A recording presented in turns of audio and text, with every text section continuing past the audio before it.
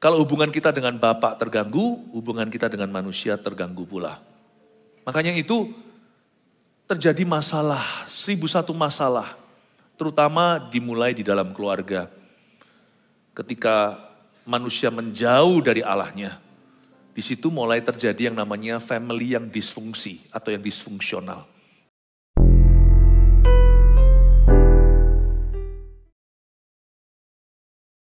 Bapa, Engkau sangat baik. Tak pernah kami bosan mengatakannya sebab Engkau sungguh demikian. You are so good. Kau terlalu baik bagi kami. Kami tidak layak menerima Engkau. Kami tidak layak menjadi anak-anak-Mu. Namun Kau layakkan kami lewat darah Putra Mahkota Sorga.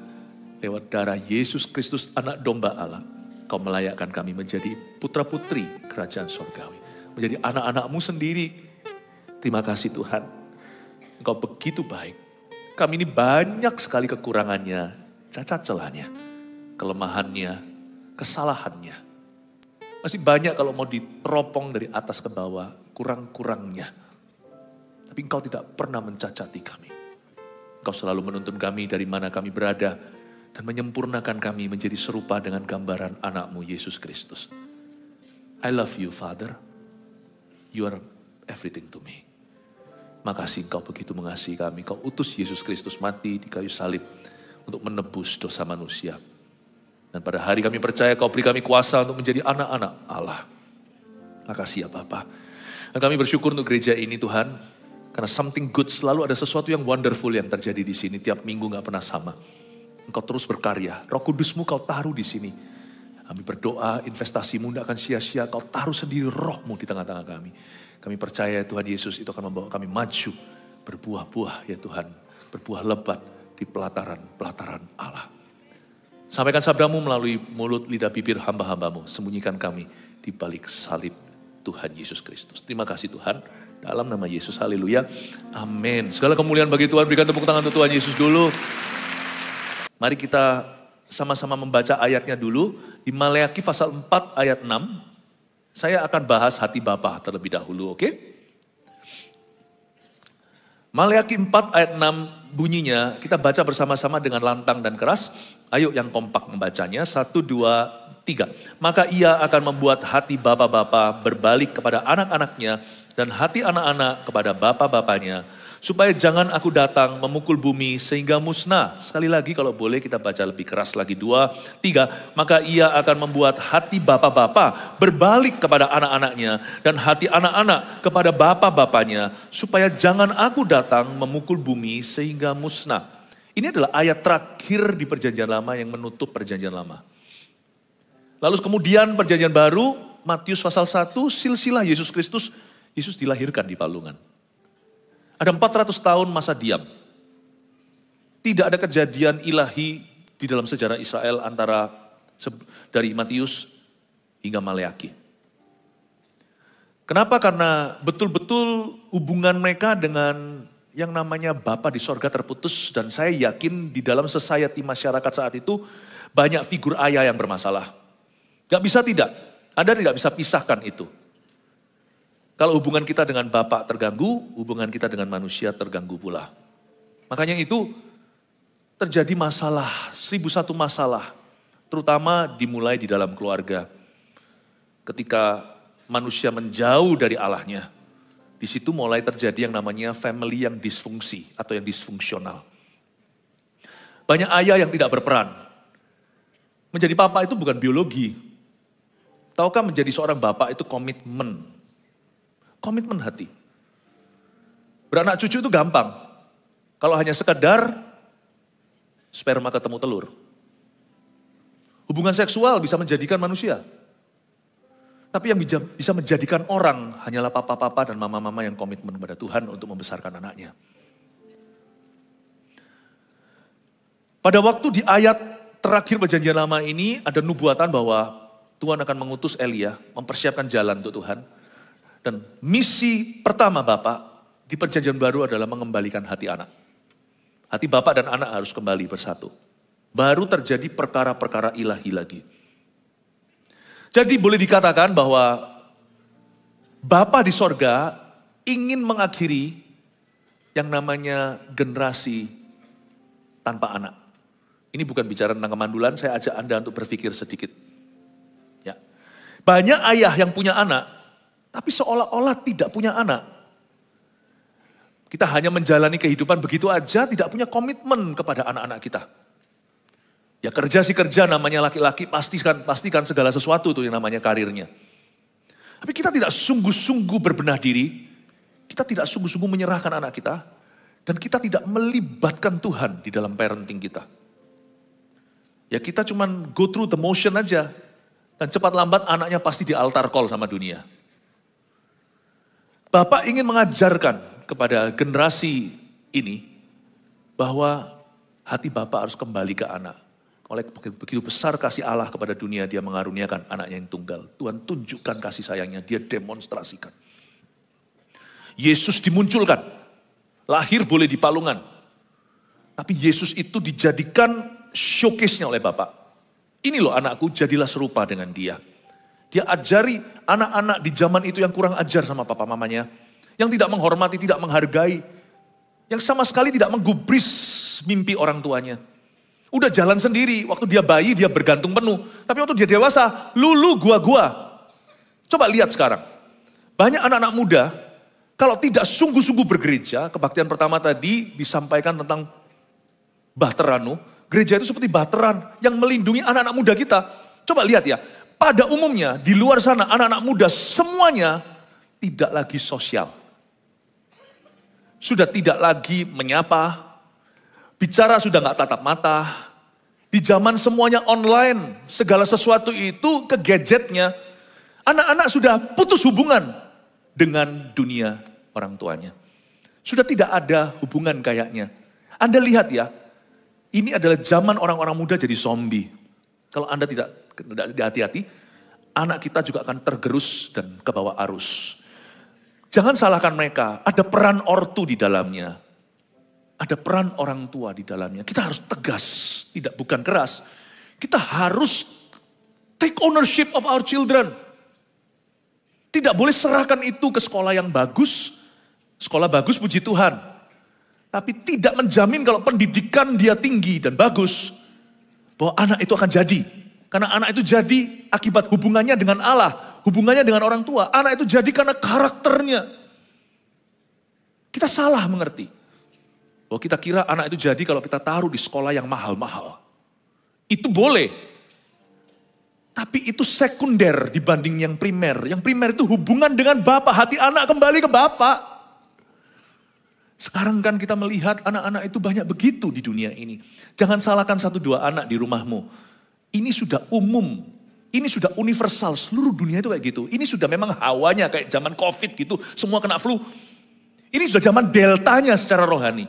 Di sini semua anak muda, kalau tidak sungguh-sungguh hatinya berbalik kepada Bapa di sorga dan kepada orang tuanya, anak itu pasti jadi zombie, 100%. Gak peduli dia Kristen atau tidak. 100%. Mau dia dari negara mana kayak sama aja. Karena sekarang zamannya media. Yesus ingin mengakhiri generasi tanpa Bapak. Yesus tunjukkan gimana caranya mengabdi pada Bapaknya. Karena itu saya dorong Anda. Ya, kalau Anda merasa, kalau ada di sini yang merasa dia kurang figur ayah. Mendekatlah pada Yesus. Dia nanti akan memperkenalkan Bapaknya kepadamu. Bapa di sorga itu sempurna. Bahkan di sini kalau ada orang-orang yang ditinggal mati oleh papanya di masa mudanya.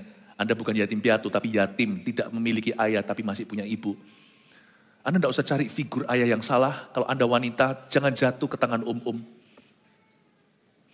Sebab Tuhan, kalau Anda mendekat ke Tuhan Yesus, dia akan memperkenalkanmu kepada kasih Bapa yang sempurna. Dan Bapa pasti akan menitipkan banyak figur-figur ayah di sekelilingmu, jikalau Anda tanpa ayah di dunia. Tuhan itu pasti akan mengepungmu. Kalau orang mendekat pada Tuhan, Tuhan akan mendekat padanya. Mendekatlah kepada aku, maka aku akan mendekat kepadamu. Bukankah itu firman Yakobus? Gak pernah saya melihat orang benar ditinggalkan Tuhan. Termasuk mereka yang yatim. Pun yang yatim piatu. Allah selalu menitipkan orang tua, ortu sekalipun jikalau ayah dan ibumu menolakmu. Jikalau darah daging Anda misalnya. Ada loh cerita di dunia ini. Sampai papa mamanya itu buang anak itu ada. Jarang sih, apalagi seorang ibu. Tapi tetap terjadi di zaman edan di dunia yang seperti ini. Sekalipun yang kayak begitu, Tuhan pasti akan memelihara. Dan Allah pasti akan menitipkan banyak figur-figur sekelilingnya untuk memastikan bahwa dia tidak kurang kasih. Tidak perlu Anda mencari kasih Bapa di tempat yang salah. Datang aja ke Tuhan Yesus. Dia akan memperkenalkanmu kepada Bapanya. Dan kasih semua orang tua, papa dan mama itu sumbernya adalah Allah. Makanya ada pepatah bahwa anak itu hanyalah titipan saja. Jadi kalau transitnya nggak ada, langsung aja ke destinasinya. Kalau pengantara penengahnya yaitu papa mamanya nggak ada, salah satu nggak ada papanya atau mamanya atau dua-dua pun sudah meninggal dunia dikala Anda masih muda. Kalau orang dekat sama Yesus, dia tidak akan kurang kasih, katakan amin. Orang dekat Yesus tidak akan tanpa figur ayah, katakan amin. Sebab sekarang anak muda bukan jaminan, punya papa di rumah, papanya utuh sehat lagi. Bahkan kaya, tidak jaminan bahwa anak itu punya figur ayah. Kalau papanya tidak komitmen untuk meluangkan waktu. Kalau papanya tidak komitmen untuk menjadi seorang imam bagi keluarganya.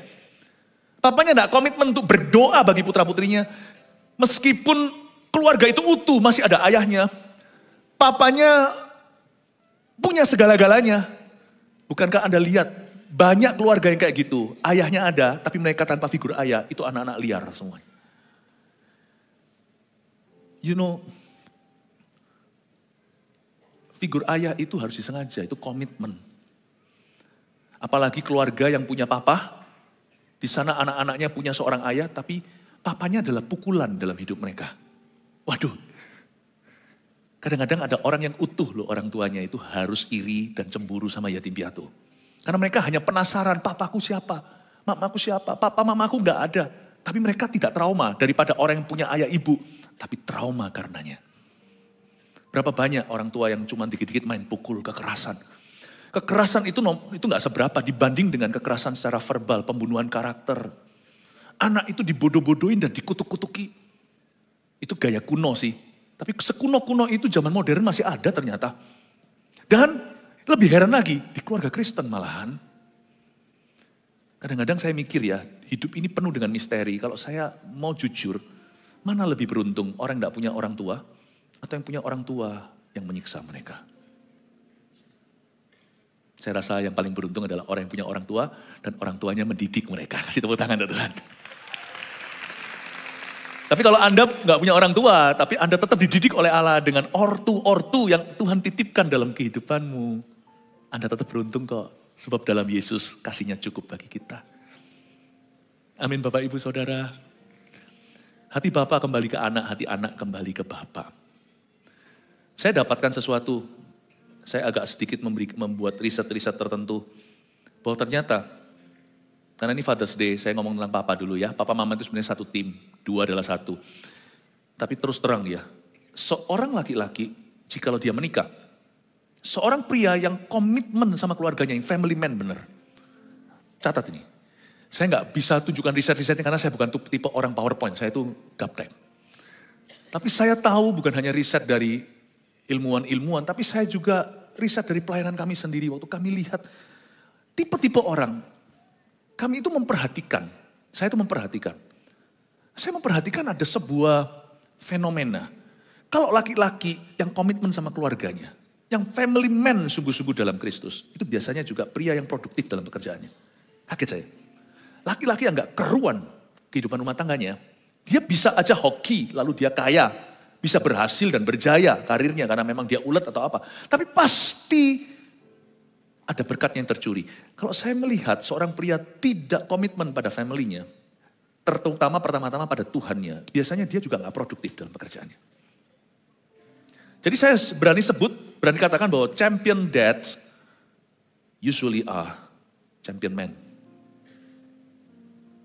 Papa juara biasanya juga adalah pria yang juara dalam hidupnya. Juara di sini saya jangan sampai kira itu sempurna ya. Untungnya waktu kita pertama kali jadi ayah ibu nih, papa mama, anak-anak kita masih kecil. Untungnya tidak seperti Adam dan Hawa. Adam dan Hawa itu tidak punya papa. Satu-satunya manusia yang tidak punya pusar lah ceritanya. Dia nggak melalui kandungan kan. Kalau kita ngalami seperti Tuhan, kita pasti betahan. Belum apa-apa Adam dan Hawa sudah dewasa. Buktinya waktu penciptaan Adam dan Hawa sudah di usia menikah, betul ya? Mereka akan disuruh beranak cucu. Kalau kita kan enggak, kita punya anak kecuali adopsi, apalagi ketemu besar. Biasanya anak itu lahir ya, dia masih usianya 0 atau 1 hari. Ya kan? Untung anakku waktu lahir masih baby. Kalau dia lahir sudah bisa mengerti benar dan salah. Dia lahir langsung umur 16, cilaka saya. Apalagi anak pertama saya belum pengalaman. Tuhan itu adil, ada hikmatnya dalam ciptaan. Kenapa anak kita lahir masih baby dan kita masih muda? Misalnya setua-tua kita menikah misalnya umur 30. Bayi kita waktu lahir kita masih muda, masih 30 sekian. Kenapa? Berarti ada ruang untuk kesalahan. Ada pembelajaran. Saya masih ingat pada waktu suatu hari saya buat salah apa. Hati bapak kembali ke anak itu kadang-kadang dalam secara praktis aplikasinya gini. Simple aja, kalau kita salah kita ngaku salah.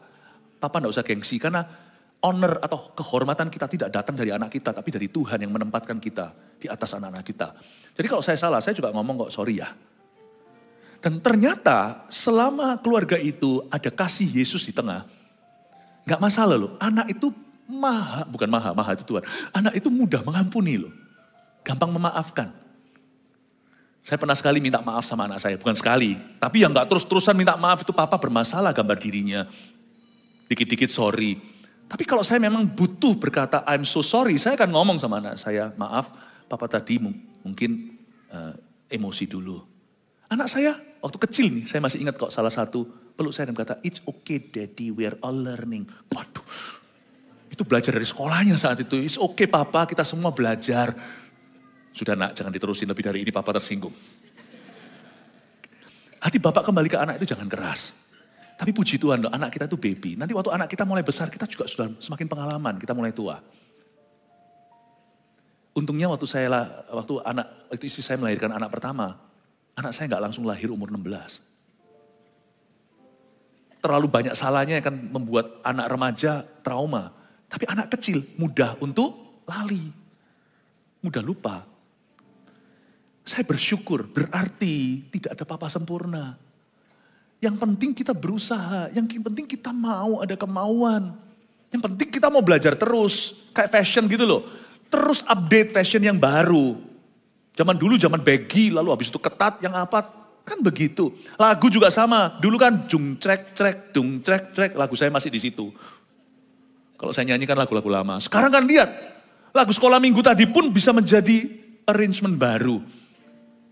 Kita itu harus mau belajar what's new, gak boleh kita stagnan. Bisnis kita jalankan, komitmen satu lagi di rumah itu sama pentingnya.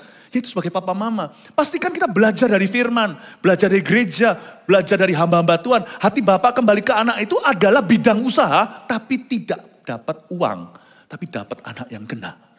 Dapat anak yang benar-benar sejati belajar dan akhirnya dipakai Tuhan. Amin. Saya coba kasih aplikasinya hati bapak kembali ke anak itu tidak perlu sempurna. Sometimes we say sorry lah. Yang lebih sering sorry ya anak kita lah. Pastilah anak itu banyak kuota. Sorry ya pak, sorry ya mana. Kita harus pandai memaafkan. Tapi jangan cuman dimaafin. Kita juga harus mendidik dan mengajar. Karena mereka buat salah dulu karena tidak dapat teladan. Atau dapat teladan mereka membangkang. Kita kasih kesempatan lagi. Kadang-kadang kita perlu konsisten. Kasih teladan lagi. Kasih patronnya, kasih pakemnya, kasih standarnya, kasih SOP-nya. Hati bapak ke anak itu komitmen terus. Kalau dia sudah minta maaf, kita nggak berhenti sampai memaafkan. Kita juga harus beritahu begini cara yang benar. Jangan hanya mau menyalahkan, tapi tunjukkan cara yang benar seperti apa. Itu hati bapak. Hati bapak. Anak kedua lahir misalnya kalau anak kita beberapa. Setelah anak kedua kita lahir, kita merasa kita lebih pengalaman. Boom, ternyata baru tahu anak kedua kepribadiannya beda banget dengan si sulung. Belajar lagi. Anak ketiga lain lagi. Kalau anak Anda seperti, McDonald had a farm, iya, ada 12 anaknya, ya silakan belajar 12 kali. Komitmen lagi, ketika kau kira kau pengalaman, ternyata belum pengalaman. Ketika anak kita sudah dewasa, sudah menikah, kita berkata, sudah bisa pensiun dini. Mereka mengalami masa-masa pertengkaran dalam pernikahannya. Mulai lagi mementori. Nanti mereka kerja, mulai lagi. Ketika kita sudah kasih mereka pekerjaan mapan, kita mau dadah, kita mau jalan-jalan, bolehlah. Bolehlah kita pensiun, bahasa Chinese-nya pensiun itu bagus, tuisyo, tapi sebenarnya yang tepat adalah tui or pusyo. Mundur boleh, tapi jangan istirahat, karena anakmu tetap butuh. Makin tua, makin dicari nasihat kita. Nanti ketika dia sudah punya pekerjaan, nanti dia ngadepi gini, Gak mungkin papanya diam diri, sekalipun dia mungkin lagi berlibur di Bali. Pasti papanya ditelepon, Pak kalau gini gimana? Gak akan pernah Anda tuisyo, gak akan pernah Anda pensiun sebagai ayah. Hati bapak itu berarti harus terus maju. Cari tahu apa kehendak Tuhan berikutnya, aku harus belajar apa dari kesalahan. Put some thought into it, bukan some thought, all. Betul-betul pikirkan dengan sungguh-sungguh. Jangan gagal jadi bapak. Lebih baik kita gagal mencoba. Waktu kita gagal mencoba jadi bapak, anak kita bisa memaafkan kok kalau ada kasih Yesus. Dan kalau anak kita gagal, jangan kita berhenti percaya sama mereka. Angkat lagi, angkat lagi. Itulah bedanya guru dengan ayah sendiri. Sorry yang guru di sini, maksud saya bukan membandingkan. Itulah bedanya antara les-lesan dengan orang tua. Orang tua akan terus percaya, terus membangkitkan. Jangan gagal please jadi bapak. Dan bagian dari hati anak, saya sudah bukan anak muda lagi. Karena itu saya minta putra saya Jeremy untuk sharing dan menyampaikan dari sisi hati anak kepada jemaat. Silakan. Hello Jer. Halo. God bless you. Shalom Bapak Ibu. Bagaimana kabarnya? Pertama-tama saya ingin berterima kasih untuk kesempatannya. Sungguh saya bersyukur berada di gereja yang membangun anak-anak muda, mempercayai anak-anak muda, bukan menjatuhkan anak-anak muda. Hari ini saya tidak mau menggurui Bapak Ibu, namun saya ingin berbicara dari hati anak, dari jendela seorang anak muda. Saya berharap hari ini bukan hanya hati Bapak kembali kepada hati anak, namun hati anak juga kembali kepada hati Bapak. Tanpa lama-lama lagi, mari kita masuk ke dalam firman Tuhan. Ada banyak pewahyuan yang hendak Tuhan sampaikan hari ini. Seharian saya dan ayah saya berkhotbah dengan tema-tema ini. Doakan ya Bapak Ibu 5 kali hari ini. Seharian belajar dari ayah-ayah di Alkitab. Hubungan ayah dan anak, meskipun beberapa ya bukan hubungan secara darah dan daging, namun berhubungan secara spiritual. Di ibadah ini kita akan membahas tentang Paulus dan Timotius. Judulnya, Ayahku, Sahabatku. Ayah-ayah itu bisa menjadi sahabat juga. Saya percaya ayah bukan hanya bisa menjadi kepala dari keluarga, kepala tentu, tapi juga bisa menjadi hati dari keluarga. Bisa menjadi hati dari anak-anaknya. Kita akan belajar dari Paulus dan Timotius. Saya mau hari ini kita membedah chat WhatsApp-nya mereka. Namanya apa? 1 dan 2 Timotius. Jadi hari ini kita akan banyak membaca firman dari berbagai ayat. Tapi sebelum itu saya mau kasih konteksnya dulu. Timotius ini adalah seorang anak yang tinggal di Listra. Beliau tinggal di Listra dengan ibunya dan neneknya. Semuanya takut akan Tuhan. Lalu tiba-tiba dia bertumbuh besar. Hingga satu waktu dia ketemu sama seorang hamba Tuhan namanya Paulus. Dia bertumbuh besar itu tanpa seorang ayah. Tanpa figur ayah. Namun hari itu dia menemukan figur ayah. Ini juga berbicara tentang indahnya gereja.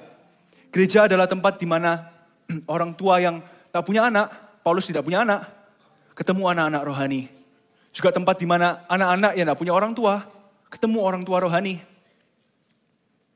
Saya ingin kita semua belajar dari Paulus dan Timotius. Hubungan mereka itu dekat sekali.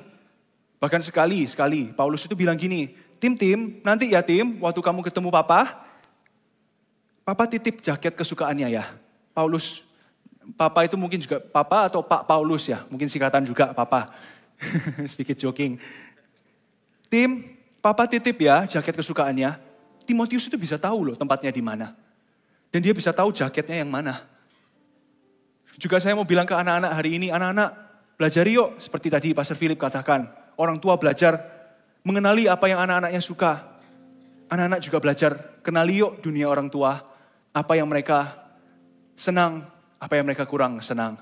Kita langsung masuk ke dalam firman Tuhan. Mari kita baca 1 Timotius 1 ayat 18. Di sini ditulisnya, tugas ini kuberikan kepadamu Timotius, anakku. Sesuai dengan apa yang telah dinubuatkan tentang dirimu.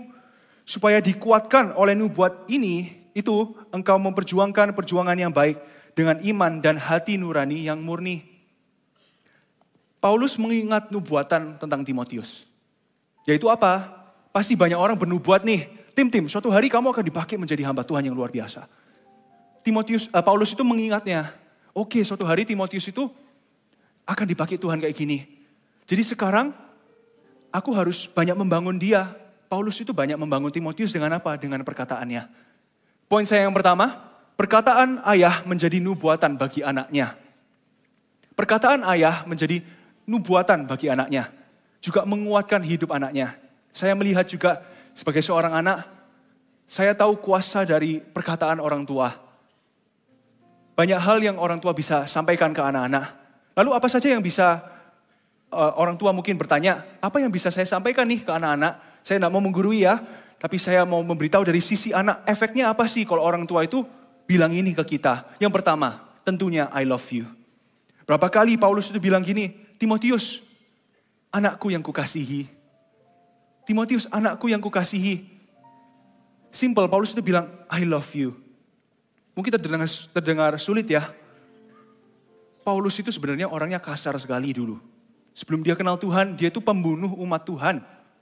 Sekarang pembunuh umat Tuhan bisa bilang, I love you. Ini bukti bahwa Tuhan bisa mengubah hati manusia. Amin, Tuhan bisa mengubah hati manusia. Paulus selalu bilang, I love you Tim. Timotius itu tumbuh besar tanpa seorang ayah seperti saya katakan. Jadi pastinya dia haus akan perkataan I love you dari ayah. Dia dari kecil hingga besar dia tidak pernah dengar, Tim, Papa loves you. Hingga dia ketemu Paulus. Pasti sesuatu disembuhkan dari hatinya.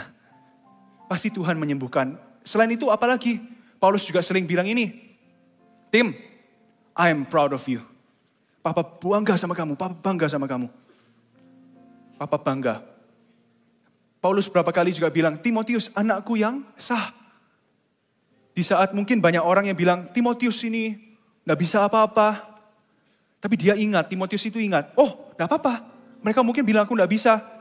Tapi papaku bilang aku bisa. Papaku loh buktinya bilang, Papa bangga sama aku. Kalau ada orang yang bilang, kamu gak bisa lakukan ini Timotius. Mana bisa kamu berkhotbah depan banyak orang. Timotius mungkin bilang gini, papaku bilang aku bisa. Mungkin kayak anak kecil itu ya. Papaku loh bilang aku bisa. Itu menjadi kekuatan dan nubuatan bagi Timotius. Apalagi juga, nak, papa percaya sama kamu. I trust you. Buktinya. Timotius seorang anak muda, sekitar 19 atau 20 tahun waktu itu, dipercayakan untuk pegang gereja Efesus. Saya bersyukur di gereja ini, orang-orang tua itu percaya sama anak-anak muda. Anak-anak muda kita tuh beruntung sekali loh, punya orang-orang tua itu yang percaya sama kita. Kita beruntung sekali berada di gereja yang membangun, bukan meruntuhkan kita. I trust you. Gara-gara Paulus bilang, I trust you ke Timotius. Pastinya Timotius itu saat dia lemah, dia lengah, hampir putus asa. Dia pasti bilang gini, jangan. Papa itu percaya sama aku. Aku bisa. Kalau papa bilang aku bisa, aku juga bisa. Paulus juga sering bilang ini, Tim, terus bertumbuh ya dalam Tuhan. I want you to grow. Paulus bilang, Tim, nanti ya sampai kamu ketemu papa lagi, terus baca Alkitab. Terus berdoa, dengerin khotbah. Papa mama, tolong tegur kami. Tolong tegur kami. Anak-anak muda itu perlu ditegur. Kami itu perlu arahan dari papa mama. Jadi habis ini anak-anak jangan komplain ya kalau ditegur terus. Nanti mungkin orang tuanya bilang, itu loh Jeremy bilang boleh ditegur. Jangan komplain. Namun anak-anak kita juga harus belajar mau ditegur. Papa mama kami tahu waktu kami ditegur, kami itu dikasihi. Di gereja ini, teguran juga adalah salah satu tanda kasih Tuhan. Teguran itu juga tanda bahwa orang tua itu sayang sama kita. Terus yang terakhir apa yang Paulus sering katakan itu, I care for you. Kita baca yuk sama-sama di 1 Timotius 5 ayat 23. 1 Timotius 5 ayat 23. Sini Paulus bilang, janganlah lagi minum air saja, melainkan tambahkan anggur sedikit. Berhubungan pencernaanmu terganggu dan tubuhmu sering lemah. Paulus itu bukan bilang ini ke Timotius, bilang, Tim kamu mabuk-mabukan, it's okay. Dia enggak bilang gitu. Timotius itu bilang gini, Tim, perutmu kan sering sakit, dia itu terkena penyakit ulcer bahasa Inggrisnya, bahasa Indonesia penyakit emah, penyakit perut, penyakit mah. Jadi bilang, kamu minum yang hangat-hangat ya, itu bagus untuk kamu. Saat saya baca ini, saya terheran dengan Paulus. Paulus yang dulunya seorang pembunuh, hari ini peduli sama perut anak orang lain. Dulu yang gak peduli sama nyawanya orang, bunuh sana, bunuh sini, bunuh. Itu orang Kristen loh Pak Paulus, saya gak peduli, bunuh. Sekarang bisa menjadi gini, tim, nanti minum yang hangat-hangat ya, supaya gak atit peyut. Nanti atit peyut gimana? Ya tim, Tuhan itu mengubah orang tua sedemikian. Anak-anak kita belajar yuk, jangan ekspektasi terlalu tinggi untuk orang tua. Orang tua kita itu tidak sempurna. Kita pun loh gak sempurna, anak-anak kita pun loh gak sempurna. Jangan kita mengharapkan orang tua menjadi orang yang sempurna. Kita pun harus belajar. Amin. Poin saya yang pertama, perkataan ayah menjadi nubuatan bagi anaknya. Lalu setelah itu apalagi selain perkataan, pengalaman. Paulus itu sering bilang gini ke Timotius, Tim, belajar dari papa ya. Papa itu dulu pembunuh umat Kristen. Belajar dari kesalahan papa, please Tim, kamu jangan kayak papa. Kamu belajar dari kebaikannya papa, jangan belajar dari keburukannya papa. Bukan hanya belajar dari dirinya, Paulus juga memberi case studies atau contoh kasus ke Timotius. Saya bisa buktikan, saya bisa tunjukkan hari ini 2 Timotius 1 ayat 15. Kita sama-sama baca ya, 2 Timotius 1 ayat 15. Engkau tahu bahwa semua mereka yang di daerah Asia kecil berpaling daripadaku, termasuk Figelus dan Hermogenes. Ayat 16, Tuhan kiranya mengaruniakan rahmatnya kepada keluarga Onesiforus yang telah berulang-ulang menyegarkan hatiku. Ia tidak malu menjumpai aku di dalam penjara. Paulus memberi case studies. Semacam Paulus itu bilang gini, Tim, kamu itu jangan kayak ini ya, Figelus dan Hermogenes. Mereka itu pergi dari papa. Kamu jangan kayak mereka ya, Tim ya. Tapi kamu harus belajar dari keluarga Uncle Onesiphorus. Uncle ini itu luar biasa. Tim, nanti kalau kamu ketemu Uncle ini ya, waktu kamu ketemu, kamu tanya-tanya sama Uncle ini. Paulus memberi case studies yang baik, contoh kasus yang baik, dan juga yang kurang baik, yang buruk. Mungkin kalau Bapak Ibu kurang nyaman memberitahu rahasia, pekerjaan, biasanya yang orang tua saya lakukan itu apa? Orang tua saya lakukan kalau beberapa hal sensitif tidak boleh menyebutkan nama, orang tua menyebutkan kasusnya tanpa menyebut nama. Contoh, tadi contoh ini aja ya. Kalau mungkin Paulusnya kurang nyaman bilang kedua nama ini, di Asia Minor itu banyak sekali loh Tim, orang-orang itu yang meninggalkan papa. Termasuk ada 2 dulu hamba Tuhan, sekarang meninggalkan papa. Paulus tidak memberitahu namanya, tapi memberitahu kasusnya. Tapi juga kasih dengan yang baik. Orang tua seringkali bilang gini, Jar kamu belajar ya dari uncle ini, uncle A, uncle B, uncle C. Kamu belajar dari uncle-uncle ini. Oleh karena itu saya punya prinsip juga bahwa temannya orang tua itu menjadi teman bagi keluarga kami. Jadi jangan anak-anak bilang, Pak, Ma, teman-temanku ya teman-temanku. Teman-temannya papa mama ya teman-temannya papa mama. Dunia kami itu bersatu. Teman keluarga. Hanya poin saya yang kedua, pengalaman ayah menjadi aset bagi anaknya. Pengalaman ayah menjadi aset bagi anaknya. Apa yang orang tua alami bisa menjadi bahan pelajaran bagi anak-anak. Kita lanjut ya, sama-sama baca di 1 Timotius 4 ayat 12. 1 Timotius 4 ayat 12. Oke. Jangan seorang pun menganggap engkau rendah karena engkau muda. Jadilah teladan bagi orang-orang percaya dalam perkataanmu, dalam tingkah lakumu, dalam kasihmu, dalam kesetiaanmu, dan dalam kesucianmu. Saat saya baca ini saya bilang, kok kurang lengkap ya instruksinya ya. Paulus tidak mengajarkan caranya, oke, apa yang kamu boleh katakan, apa yang gak boleh kamu katakan. Tingkah lakumu harus gini, harus gitu.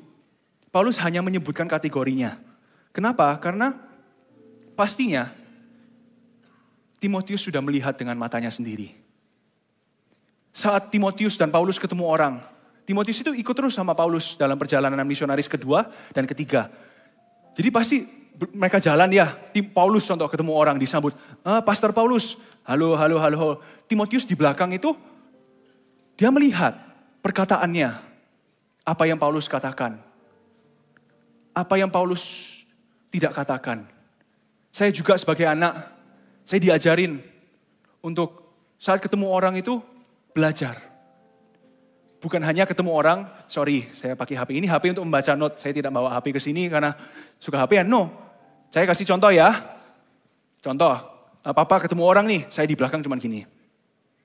Oh, Jar, kenalin Pak, ini anak saya. Ya, halo, ya. Namanya siapa? Jeremy. Salaman.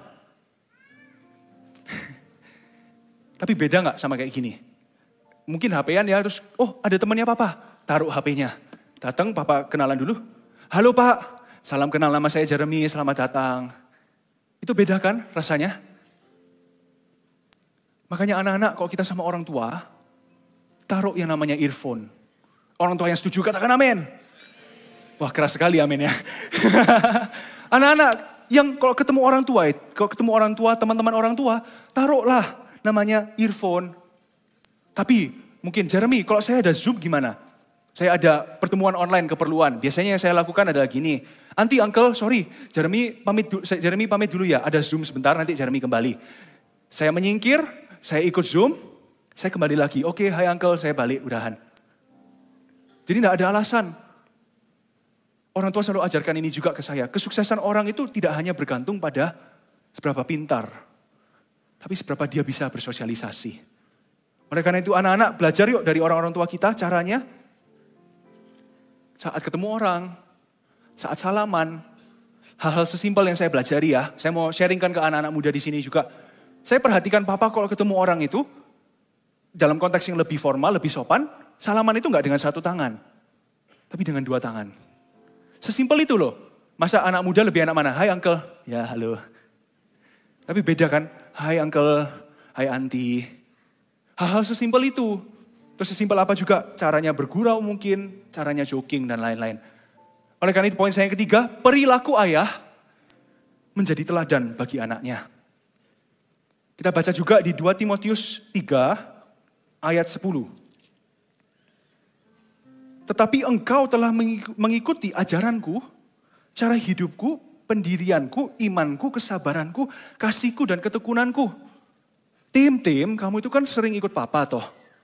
Ayo yuk nih, belajar dari papa ya. Kesalahannya papa jangan ditiru, tapi kelebihannya papa ditiru ya. Saya mau kasih ilustrasi sedikit ya, supaya lebih kayak Yesus. Kan Yesus mengajar suka dengan ilustrasi. Bayangkan ini mimbar, contoh mimbar ini Tuhan Yesus ya, sebagai figuratif aja. Terus ini, saya nggak tahu ini namanya apa, meja bundar ya. Nggak tahu meja kecil lah, meja kecil ini itu orang tua, oke? Saat Yesus dan orang tua mendekat, itu bisa menjadi berkat atau kutuk untuk anak-anak. Maksudnya saya apa?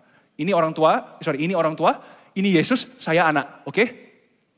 Saat anak mendekat ke Tuhan, dia mendekat ke orang tua. Tapi saat anak menjauh, bye papa mama aku mau punya hidup sendiri, bye-bye, mungkin gitu ya. Saya menjauh dari Tuhan, saya juga menjauh dari orang tua. Saya menjauh dari orang tua, saya menjauh juga dari Tuhan. Tapi kebalik, dalam kasus Paulus Timotius semakin dekat sama Tuhan, dia semakin dekat sama Paulus. Dia semakin dekat sama Paulus, semakin dia dekat sama Tuhan. Seharusnya pembapaan dan father and son itu seperti itu. Amin. Harusnya seperti itu. Dan yang terakhir ini, poin saya yang terakhir, saya ingin banyak bicara tentang pelukan. Kita baca sama-sama di 2 Timotius 1 ayat 4. Paulus berkata, dan apabila aku terkenang akan air matamu, Tim, yang kau curahkan, Papa itu ingin melihat engkau kembali, supaya penuhlah kesukaannya Papa. Pada saat ditulis ini, Paulus sedang berada di penjara. Penjaranya itu, jadi kakinya itu di rantai, Paulus. Tempatnya itu gelap sekali, banyak tikusnya di sana. Saya bisa bayangkan dia duduk gitu, pasti terbayangkan, kok kangen ya sama Timotius ya. Dalam sisi lainnya, Timotius memulai pelayanannya. Banyak orang yang bilang, Timotius anak muda, kamu gak bisa apa-apa.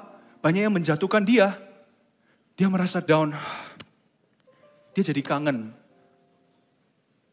sama Paulus. Aku mengenang air matamu. Saya kasih sedikit drama. Sedikit main drama ya. Paulus dan Timotius. Paulus bilang gini, Tim, sekarang kamu stay di Efesus ya. Kamu jadi gembala. Timotiusnya pasti bilang, oke papa. Tim, yang baik-baik ya nanti. Nah papa, nanti papa sering-sering WhatsApp kamu. Papa kirim 1-2 surat. Papa kirim kamu surat. Ya? Oke, jangan nangis. Ayo sini, peluk papa. Waktu peluk itu pasti air matanya banjir. Kayak gini. Peluk. Nangislah dia. Kasih sayang anak dan respect anak terhadap orang tua tidak dengan hasil pukulan, tapi pelukan. Saya kasih bocorannya ya Bapak Ibu. Mungkin Bapak Ibu yang bilang, kenapa anak saya pukuli kok gak tobat-tobat? Pelukan, bukan pukulan. Poin saya yang keempat, pelukan ayah menjadi kekuatan bagi anaknya. Dan ayahnya aja, bagi anaknya saja. No, dan ayahnya. Paulus ini kurang kuat apanya? Paulus ini sangat kuat. Dari lahir itu dia sudah jadi leader. Saya bisa bayangin mungkin dia waktu lahir ya. Semuanya bayi lahir, dia tidur, bayi-bayi lain pasti nangis. Dia mungkin bangun bilang gini, jangan nangis. Dia dari kecil itu sudah garang. Tapi sekarang dilembutkan kayak gini, dibilang, Tim, papa kangennya sama kamu, Tim. Papa di penjara sendirian. Andai Timotius di sini ya.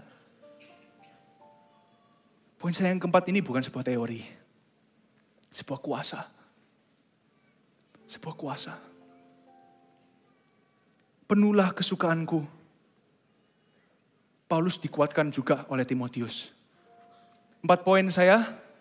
Yang mau foto silahkan difoto. Ya. Dengan ini saya selesai. Paulus dan... Oke. Puji Tuhan. Maaf Bapak Ibu tapi belum selesai. Anak Mantova khotbahnya harus lama. Paulus dan Timotius, oke? Paulus seperti saya katakan dari lahir itu sudah tough. Udah leader. Timotius dari lahir itu anak baik-baik. Mungkin mamanya sering bilang, Tim anak baik. Tim bangun yuk berdoa. Ya mah. Dia itu tipe anak yang begini loh. Mah, ini mah. Tadi Timi buatin mama kopi. Dia itu tipe anak gitu. Tipe anak begitu disuruh khotbah di depan ribuan orang gereja Efesus. Sangat gak mungkin. Paulus, seorang yang dulu membunuh seperti saya bilang. Bunuh. Sekarang peduli sama perutnya Timotius. Sangat gak mungkin. Saat pembapaan, saat hati bapa dan hati anak kembali. Tuhan akan mengubahkan sesuatu. Ayah saya itu dulu sebelum punya saya dan kami bertiga, saya dan kakak dan adik. Tontonannya itu suka nonton film kungfu. Jet Li, siapa itu? Jackie Chan dan lain-lainnya. Tapi sekarang waktu saya sekarang enggak ya. Dulu waktu kami lahir nontonnya ini. It's a small world after. Bisa berubah dari ini. Jadi it's a small world after. Tuhan itu mengubah. Tuhan mengubah. Tuhan juga mengubah saya sebagai anak. Saya dari kecil itu sebenarnya banyak yang bilang enggak mungkin nih anak dipakai Tuhan. Tapi karena orang tua terus percaya sama saya terus dibangun. Bukan hanya saya, tapi di gereja ini anak-anak muda dipercayai. Bahkan difasilitasi. Saya mewakili anak-anak Army of God, Youth, dan Eagle Kids, anak-anak. Saya mau berterima kasih ke jemaat umum dan jemaat senior yang sudah mendoakan dan bahkan membuka tempatnya untuk kami mengadakan pertemuan sel group CG. Terima kasih. Bapak Ibu mungkin bilang itu hal sepele, tapi untuk anak-anak muda itu hal yang sangat penting. Anak-anak muda di sini setuju? Setuju. Setujunya lebih keras dong, setuju? Anak-anak muda setuju. Thank you Papa Mama, telah mengasihi kami, mempercayai kami, mendoakan, bahkan memfasilitasi. Kasih tepuk tangan bagi Tuhan dan bagi orang-orang tua. Di gereja ini mari kita semua sama-sama bertumbuh. Generasi bapak, generasi anak sama-sama dipakai Tuhan. Demikian dari saya.